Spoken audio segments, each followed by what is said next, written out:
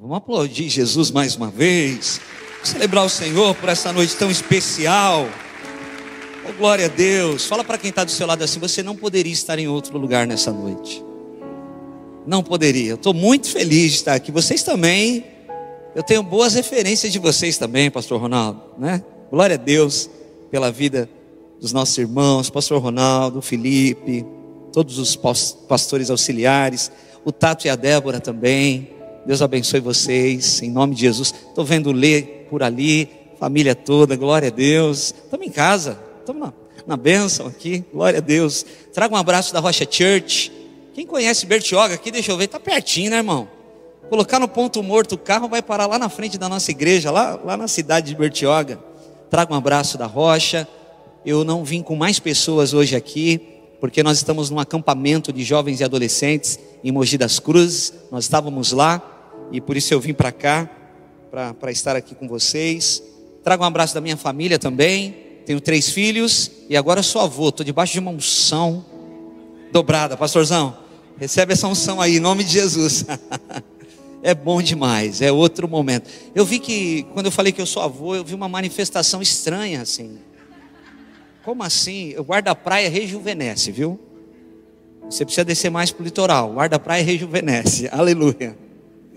Ou rejuvenesce ou arrebenta com você, né? Das duas, uma. E estou muito feliz de estar aqui. Eu sei que Jesus tem algo para nós aqui. Que você abra o teu coração para a palavra de Deus, porque eu tenho certeza que Jesus vai falar conosco, em nome de Jesus. Eu quero que você abra a sua Bíblia comigo, em João capítulo 6. Evangelho de João, capítulo 6. Nós vamos ler a partir do versículo 60 de João 6. Louvado seja Deus. Quem achou, diga: eu sou de Jesus. Quem não achou, diga: eu também sou, pastor. Espera um pouquinho. João capítulo 6, verso 60. Diz assim a palavra do Senhor. Preste atenção.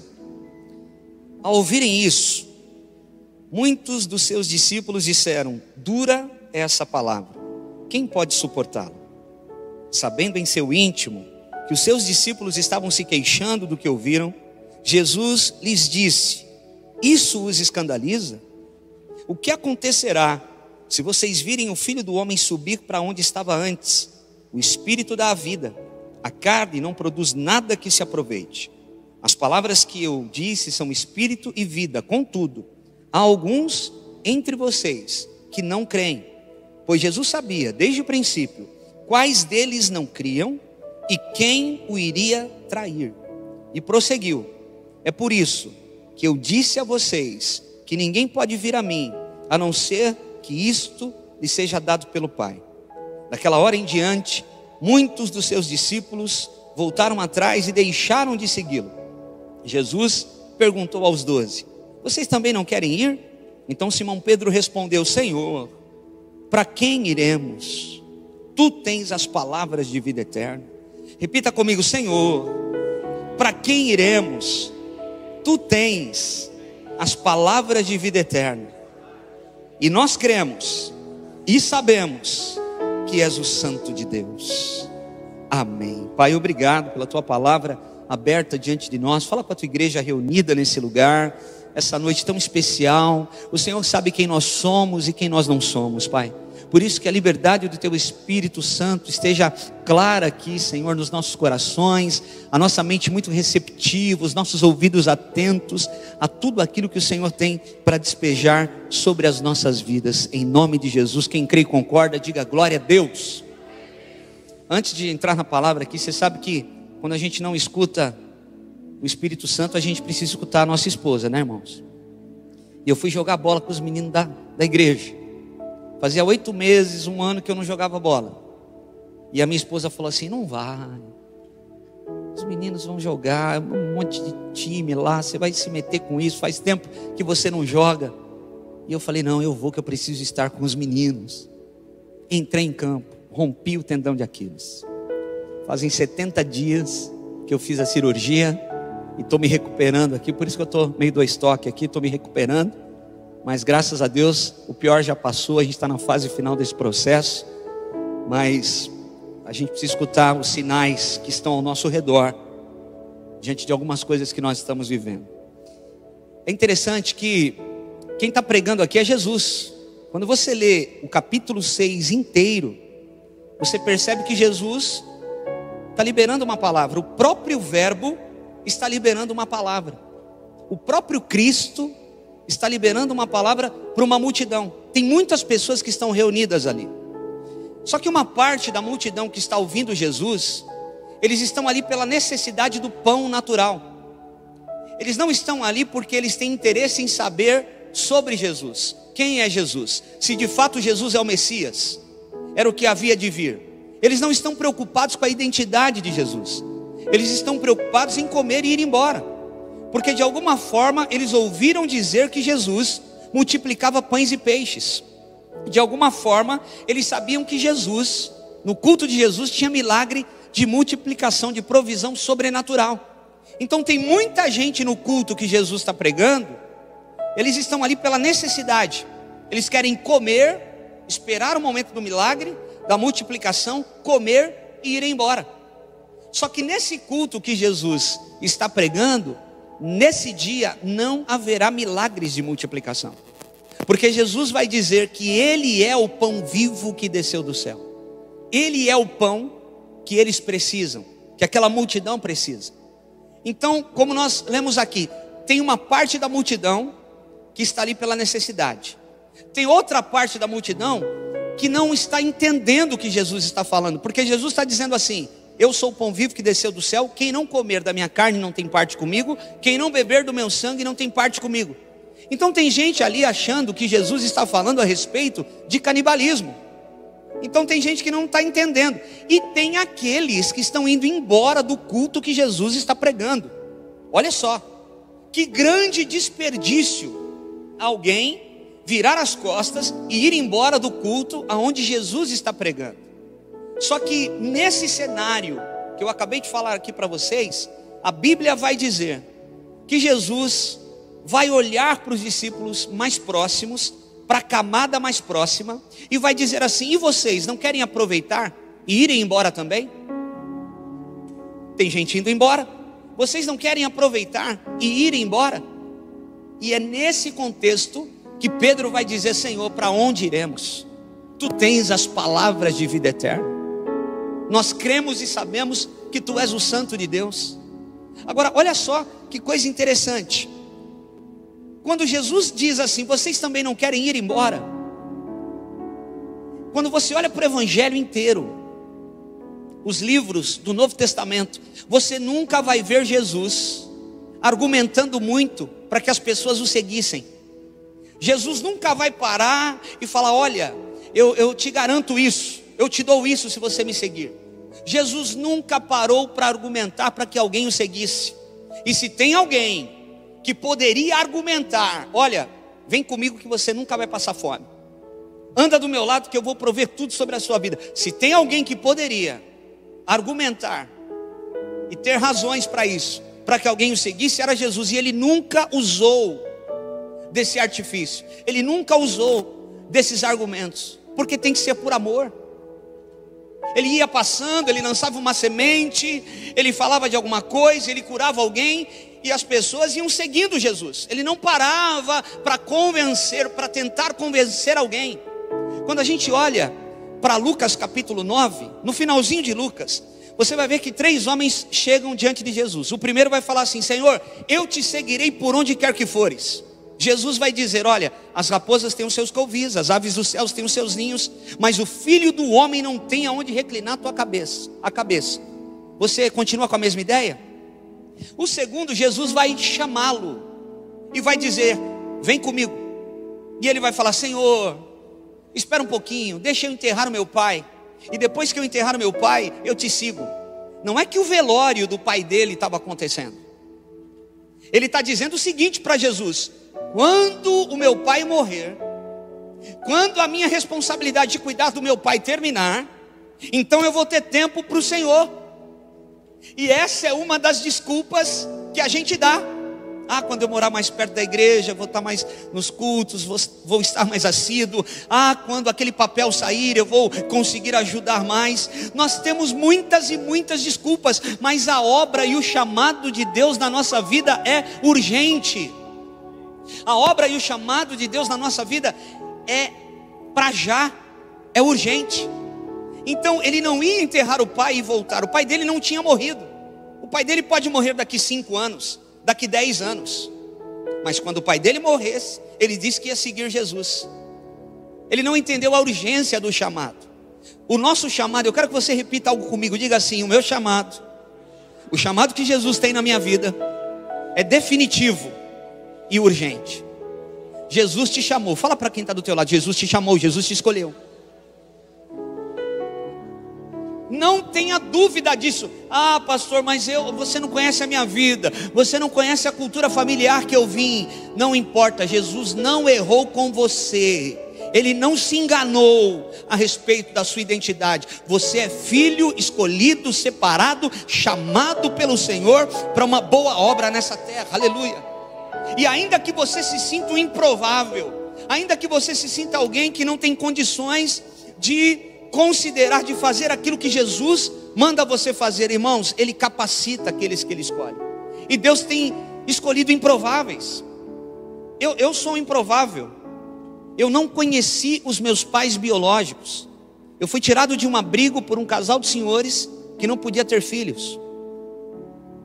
E esse casal cuidou muito bem de mim. Só que não tinha Jesus dentro da minha casa. Não tinha referência de Jesus, não tinham parentes que serviam a Jesus. Só que na minha juventude eu me converto. Eu conheço Jesus.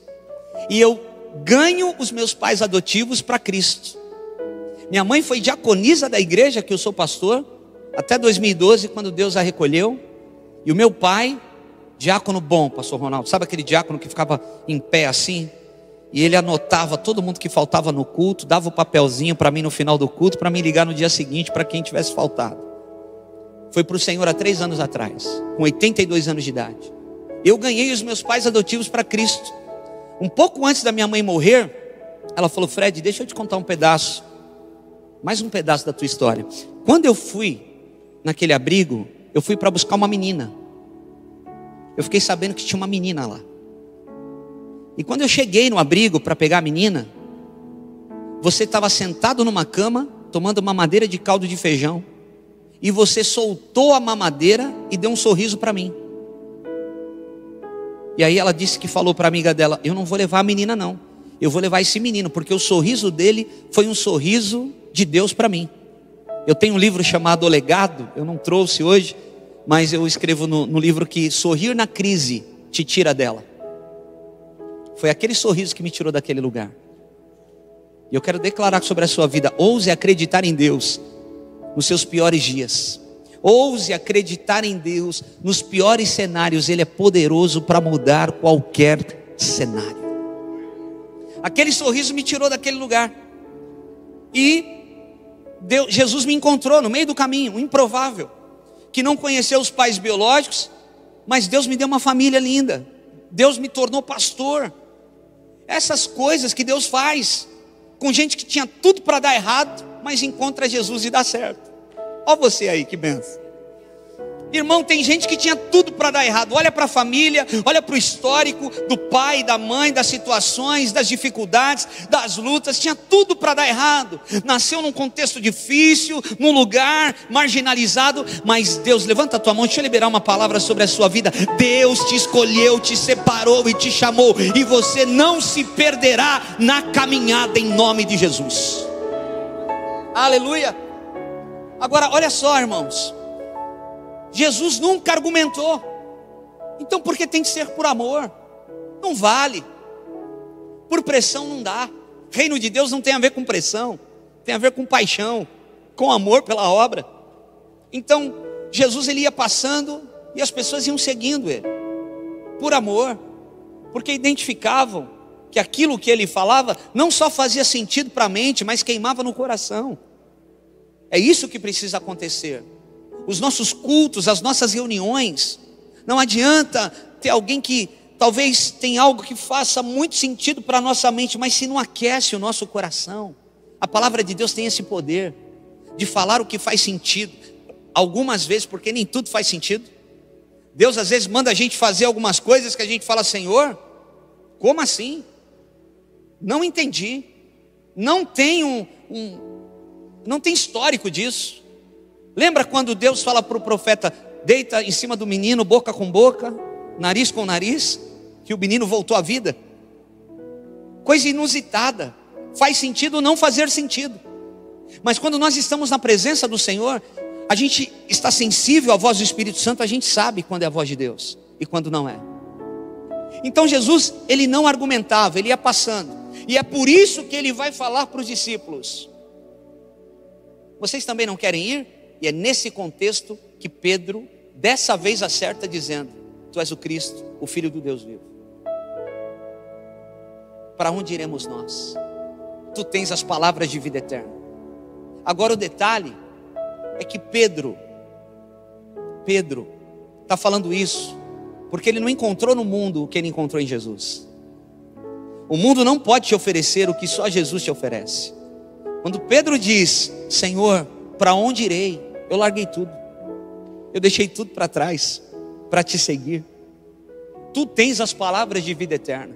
O que ele está dizendo com isso? Senhor, eu encontrei em ti o que eu não encontrei em lugar nenhum. O Senhor me ofereceu no lugar da minha dor, o Senhor me ofereceu acalanto. No lugar da traição, o Senhor me ofereceu acolhimento. Eu encontrei em ti o que eu não encontrei em lugar nenhum. Aleluia, que coisa linda, que preciosidade. Quando você vai para João capítulo 9, um pouquinho para frente aí, preste atenção. Alguém passou por situações lá fora, mas encontra Jesus. E Jesus faz daquela dor, ele te cura, para que você cure outras pessoas na dor que você viveu. Jesus é especialista em fazer isso. Naquilo que você foi machucado, foi ferido lá fora, ele te cura. E agora você é um instrumento de cura na vida de outras pessoas que estão passando exatamente aquilo que você passou.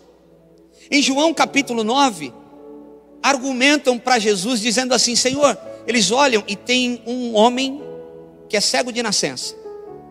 Alguém que nascia cego naquela época era considerado um erro, uma falha, era considerado maldito. Então quando alguém passava ao lado de alguém que tinha um defeito de nascença, ou seja, ele era uma falha, ele era maldito, as pessoas cuspiam no chão e falavam: maldito. Não se aproximavam. Então aquele rapaz de João capítulo 9, vem comigo aqui, você vai entender onde nós vamos chegar. A Bíblia diz que as pessoas têm dúvida, olham para aquele rapaz e diz assim, e perguntam para Jesus: Jesus, quem pecou, ele ou seus pais? Jesus vai dizer: nem ele nem os pais. Isso aconteceu para que se manifeste as obras de Deus na vida dele. Só que o que acontece? Quando alguém passa do lado dele, ele não enxerga, ele só ouve. O barulho que ele ouve da rejeição lá fora é o seguinte: é o guspe no chão, maldito, e cuspiam. Esse é o barulho da rejeição que ele escuta. E aí Jesus, depois de responder às pessoas que perguntaram para ele quem pecou, para esse rapaz estar desse jeito, e ele fala para que se manifeste nele a glória de Deus, as obras de Deus, o que Jesus faz? Jesus gospe no chão, faz lodo e coloca nos olhos daquele moço. O barulho da rejeição agora se torna o som da cura. O barulho da rejeição se torna o som da cura. Alguém como eu, que não conhecia os pais biológicos, tem condição de entregar uma paternidade saudável, de cuidar de pessoas, porque lá fora você é machucado. Na presença de Deus Ele te cura para que você restaure outras pessoas que passaram pela mesma dor que você já passou.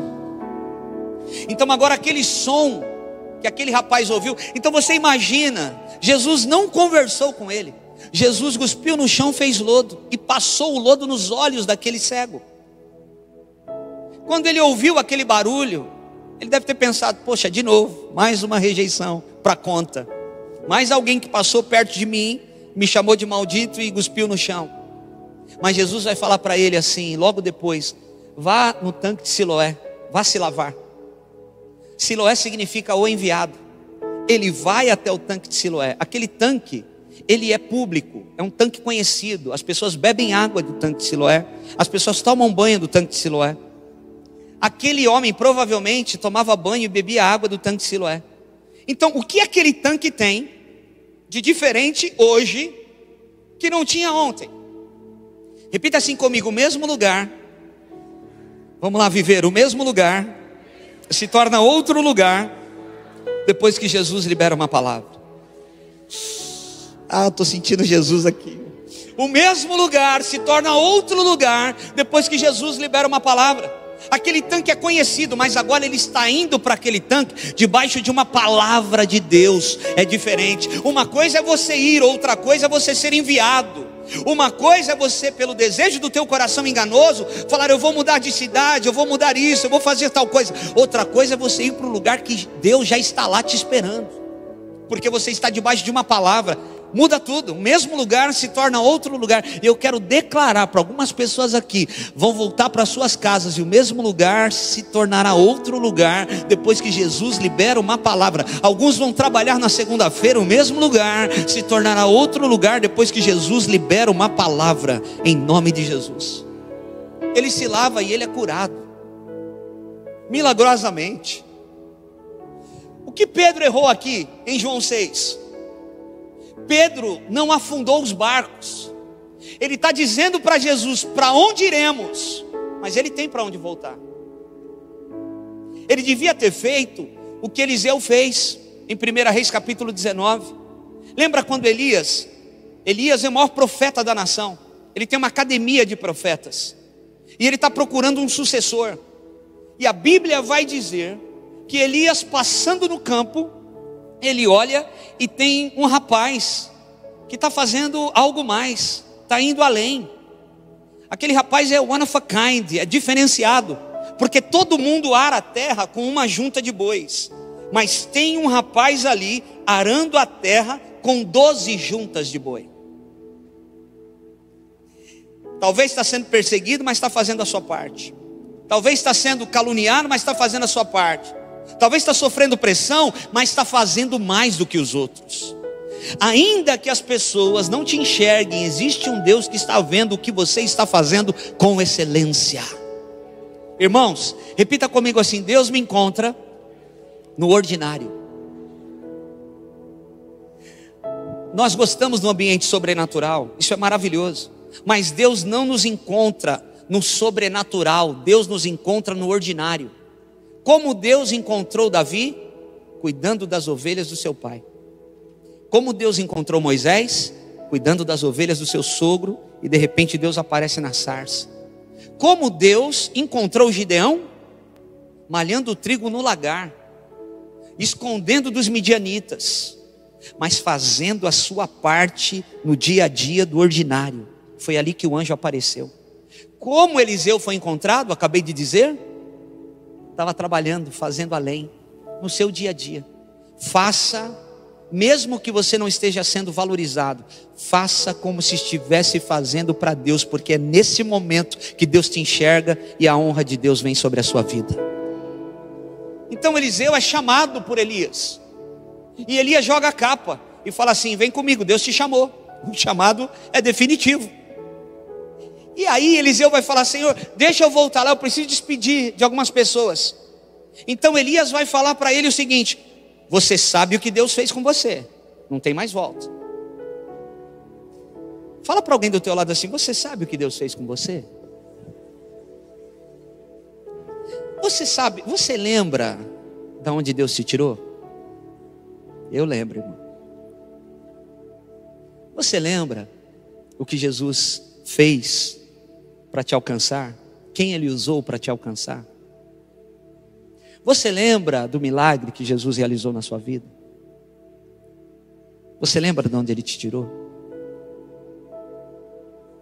Eliseu, lembre-se do que Deus fez com você. Não tem mais volta.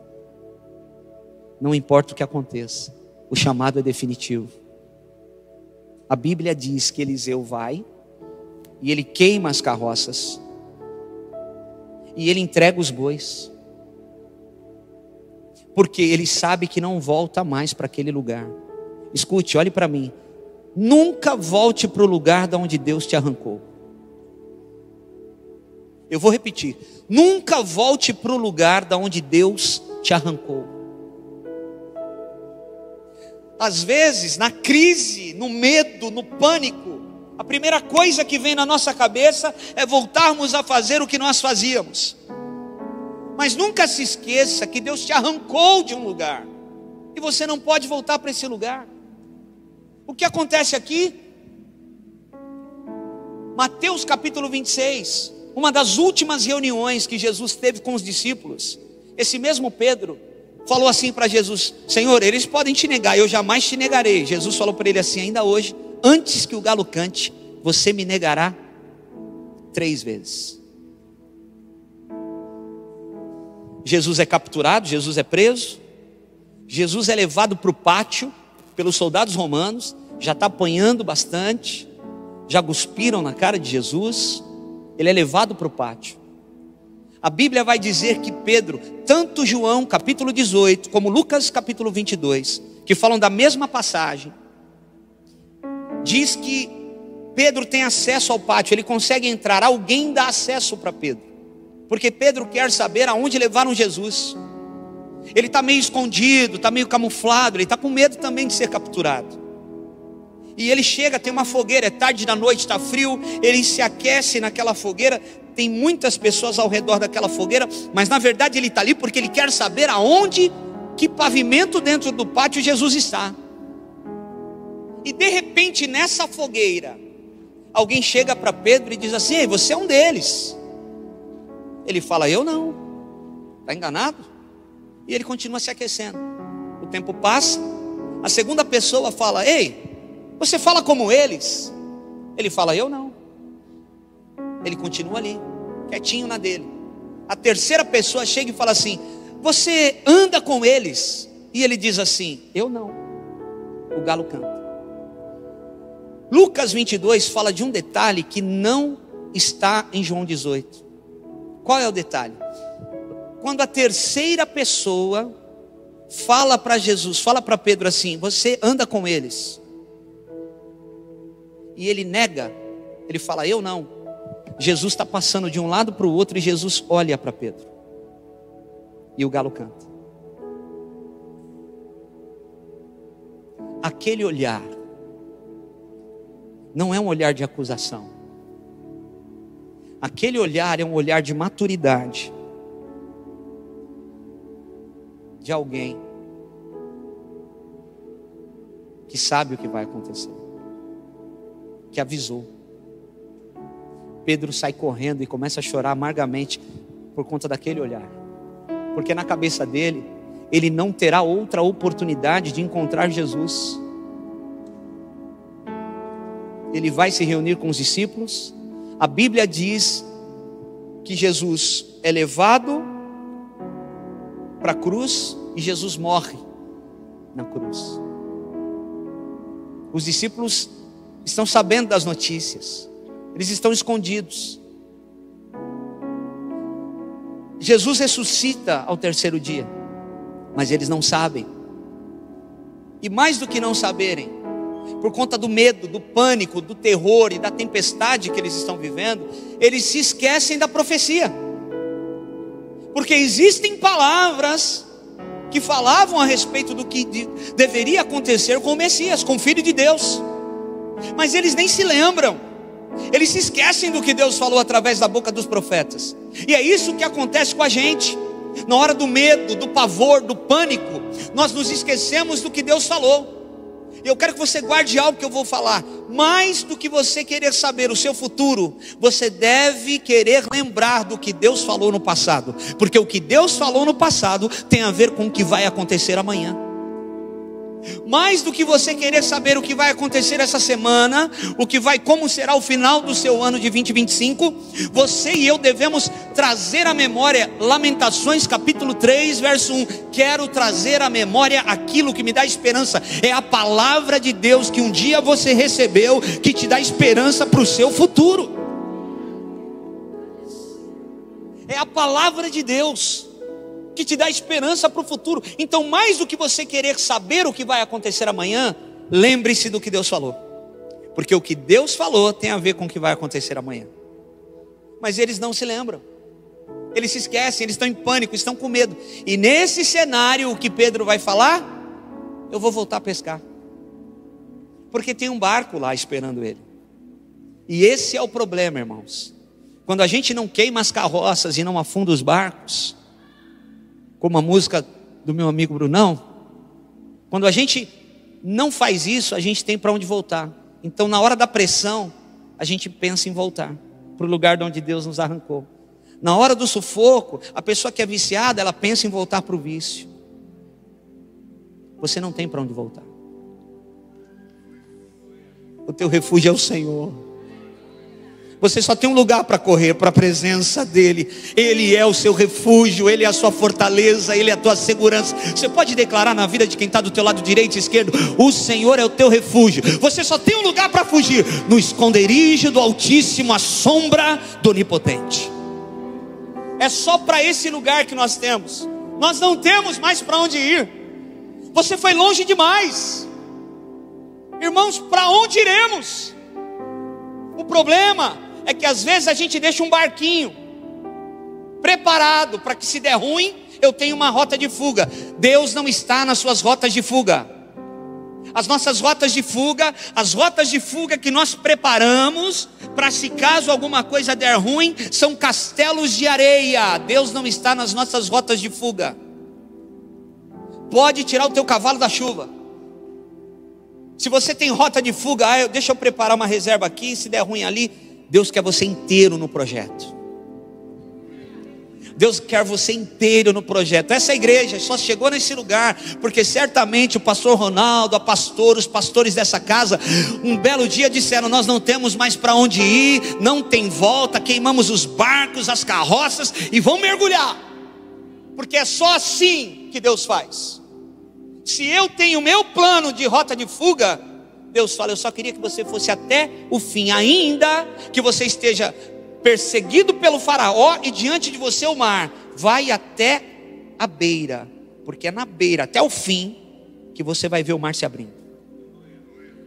É até o fim que você verá o milagre. Irmãos, quem não caminha até o fim crendo, mesmo diante de oposição, não viverá milagres da parte de Deus. Se você tem uma rota de fuga, tem uma saída. Você já pensou se aquele povo lá no Egito, saindo do Egito, indo para a terra prometida, antes de atravessarem o mar, você já pensou se eles tivessem uma rota de fuga para a direita ou para a esquerda? Eles não tinham vivido o milagre do mar se abrindo.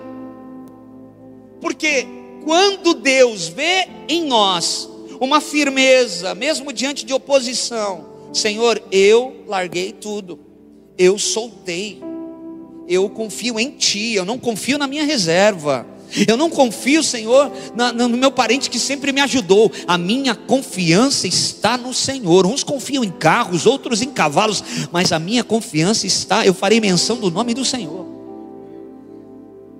Esses vivem milagres, esses vão mais longe, esses alcançam o propósito. E é isso que Deus quer nos ensinar. O problema, é um problema nós termos para onde ir. É um problema. É um problema nós termos uma rota de fuga. É um problema. Porque Deus tem um caminho. Deus não tem atalho. Se atalho fosse bom, não se chamava atalho, se chamava caminho. Deus tem um caminho, Deus não tem atalho. E aí Pedro fala: vou voltar a pescar. Pedro, Natanael, João, o discípulo amado, e mais alguns discípulos entram no barco. João capítulo 21. E eles vão pescar. Eles vão para alto mar. Eles sabem fazer isso. Eu moro numa vila de pescadores. Irmãos, eles ficam a noite inteira e não pegam nada. É impossível um pescador nato ir para o mar e não pegar nada. Eles conhecem de lua, de maré. É raro, isso não existe. É difícil isso. Só que eles não estão debaixo de uma palavra. Eles foram. Jesus não mandou. E eles não têm resultado. E eles estão voltando. E quando eles estão voltando, a Bíblia diz em João 21 que tem um homem andando na beira da praia. Eu queria correr nesse púlpito aqui, pastor. Eu vou voltar aqui, eu vou estar bem, vou correr aqui, porque eu gosto de correr no púlpito. Tinha um homem andando na beira da praia. É Jesus, mas eles não reconhecem, porque na hora do medo, na hora do pânico, a gente se esquece de quem é Jesus. E esse homem, quando o barco está chegando, esse homem na beira da praia, que é Jesus, e eles não reconhecem, diz para eles: filhos, tem peixe aí? Tem gente que errou com Jesus e está dentro do barco, mas Jesus continua chamando de filho. Filhos, tem peixe aí? Pedro está lá, negou Jesus 3 vezes, mas Jesus continua chamando de filho. Você tem pai. Você não é um fugitivo, você é filho. Pare de fugir e de encarar as situações. Encare as situações de frente. Você não está debaixo de uma unção de fugitivo, você está debaixo de uma unção de filho de Deus, que encara as situações de frente. Eu acho que eles pensaram o seguinte: olha lá, estão tirando barato da nossa cara, porque está na cara que não tem peixe no barco. Dá para ver de longe o barco que vem com peixe e o barco que vem sem peixe.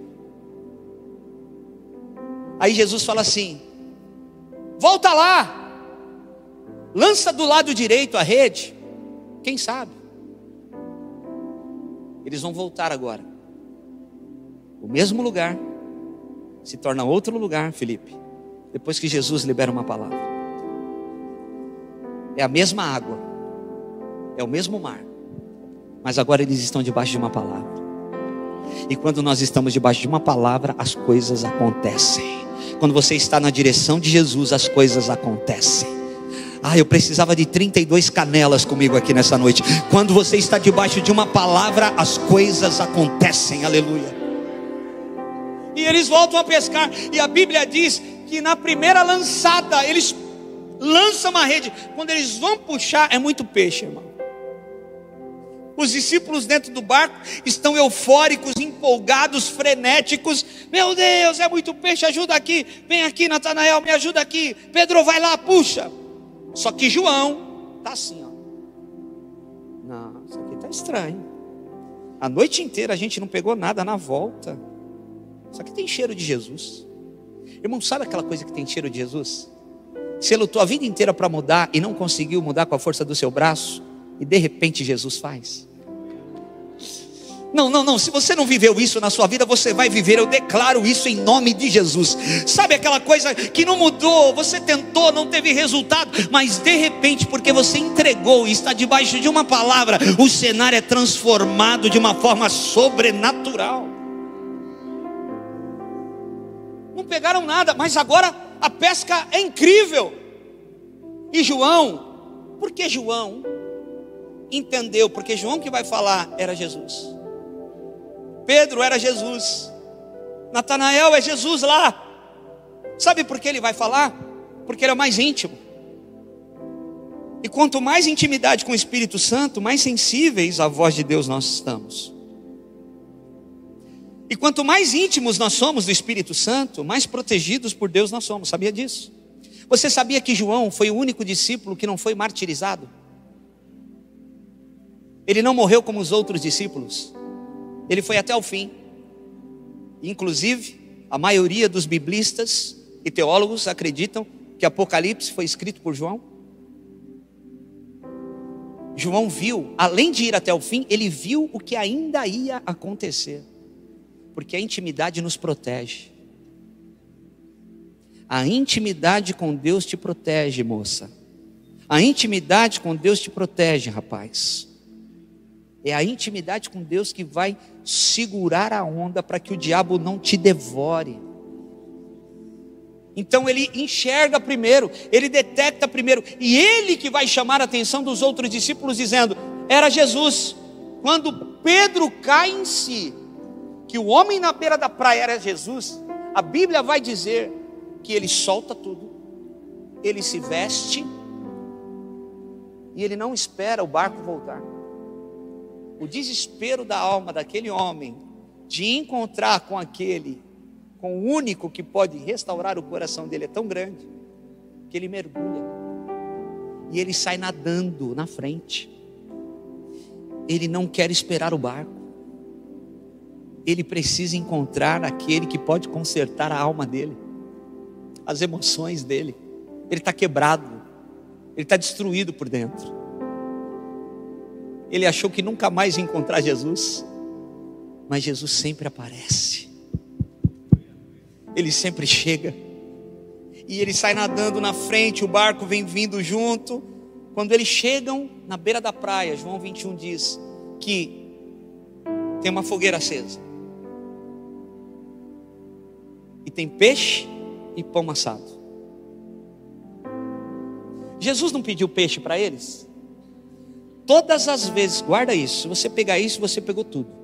Todas as vezes que Jesus pedir alguma coisa para você, não é porque Ele quer o que você tem, é porque Ele está te dando a grande oportunidade de participar daquilo que Ele já está fazendo.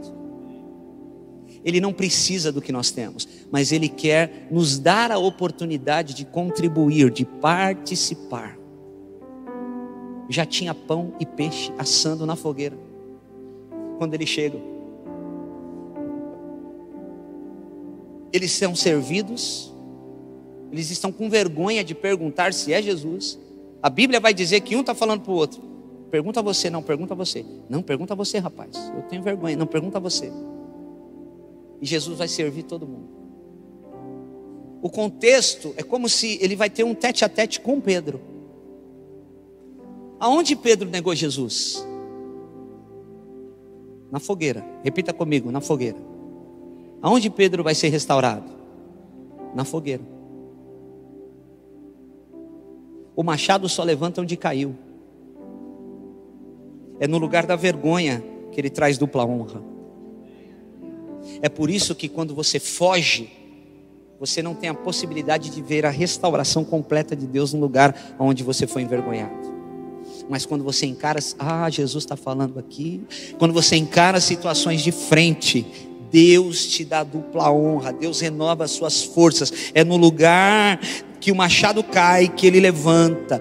Pedro negou Jesus na fogueira, e na fogueira ele vai ser restaurado, porque Jesus vai perguntar para ele assim: tu me amas? Tu me agapau? Tu me amas a ponto de morrer por mim? O diálogo foi esse. Tu me amas a ponto de ir até o fim por mim, como eu fui por você, Pedro? Pedro vai falar: não, Senhor, eu te fileu, eu te amo como amigo, eu não te amo como o Senhor me amou. A segunda vez, Jesus vai falar: tu me ágape? Tu me amas de forma incondicional, Pedro? Tu me amas a ponto de morrer por mim? Pedro vai responder: não, Senhor, eu te fileu, eu te amo como amigo, essa é a minha verdade, eu errei com o Senhor. A terceira vez, Jesus vai falar: então quer dizer que você me ama como amigo? Você me ama fileu? E Pedro vai falar: sim, eu te fileu, eu te amo como amigo. E aí Jesus vai falar: apacenta as minhas ovelhas. Sabe por quê? Jesus não está procurando os melhores, os mais inteligentes, os mais capacitados. Jesus só quer um coração cheio de verdade entregue para Ele, para que Ele possa usar. A única coisa que nós podemos entregar para um Deus que tem tudo é a nossa verdade. Irmãos, às vezes a gente fica com receio de falar a nossa verdade até para Deus. E a única coisa que Deus quer é a nossa verdade. O que podemos oferecer ao Senhor? A nossa verdade. Então Pedro ofereceu a verdade dele para Jesus: Senhor, eu não sou o cara que eu achava que era, e talvez que o Senhor achava que eu era. Eu não te amei como o Senhor me amou, essa é a minha verdade. E Jesus vai falar para ele: apacenta as minhas ovelhas. Sabe por quê? Porque a capacitação para fazer a obra de Deus na terra vem do Senhor, vem do alto. A unção que capacita-nos para a obra de Deus na terra vem do Senhor. Então essa noite é uma noite de você entregar sua verdade para Deus. Essa noite é uma noite que nós precisamos abrir o nosso coração, e nós precisamos dizer: Senhor, se eu estava armando rotas de fuga, escondendo coisas do meu pai, da minha mãe. Hoje de manhã eu ministrei no nosso acampamento, irmãos, e eu falei com os jovens lá. A conversa foi mais firme, e eu falava para eles sobre arrependimento, sobre confissão de pecados.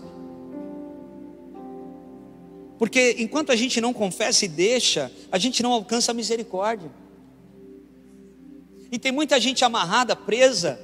E algo, pastor Ronaldo, que o Espírito Santo falou comigo, eu estava adorando ao Senhor Jesus hoje de manhã, antes de ministrar para os nossos jovens lá e adolescentes. E eu falei, Espírito Santo, olha só o que eu falei assim, Senhor, é desleal o poder do entretenimento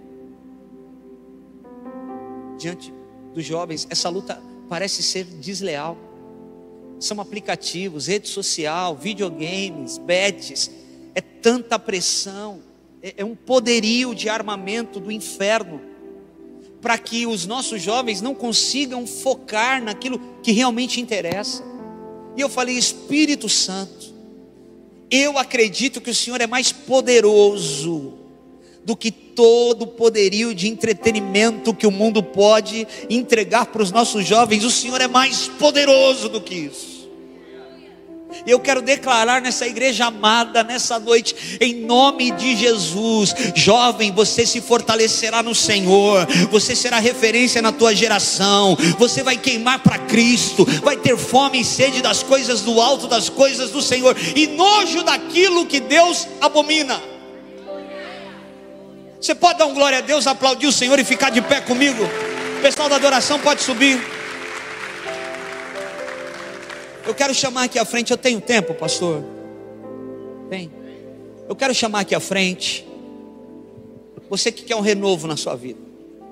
Eu sou o primeiro a estar aqui. Sai do seu lugar rápido, vem para cá, eu quero orar por você. Eu quero orar por você. Esse é o primeiro convite. Isso, vem correndo, vem rápido. Eu quero fazer um segundo convite. Talvez você está aqui. Quem está aqui e viu os pais se separando? Levanta a mão. Viu a separação dos pais em casa? Pode levantar a mão, não fica com vergonha não. Pode vir também para cá, isso, você vem para cá. Eu preciso orar por você. Você que teve alguma situação com teu pai, uma discussão, e você ouviu palavras que te machucaram, e todas as vezes que você lembra dessas palavras, o diabo tenta paralisar o teu coração e esfriar a sua fé. Sai do seu lugar e vem para cá. Deus vai curar a paternidade aqui hoje. Aleluia. Isso, pode vir. Você que tinha rotas de fuga armadas, preparadas. Você que estava fazendo algumas coisas escondidas. Se der ruim aqui eu vou fazer isso, vou fazer aquilo, vou deixar tudo pronto. Sai do seu lugar e vem para cá também.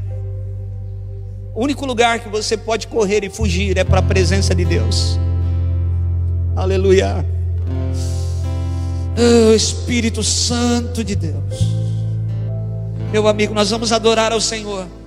Os líderes, aqueles que estão autorizados pelo pastor Ronaldo de impor as mãos, vamos orar aqui pelos jovens, vamos impor as mãos em nome de Jesus.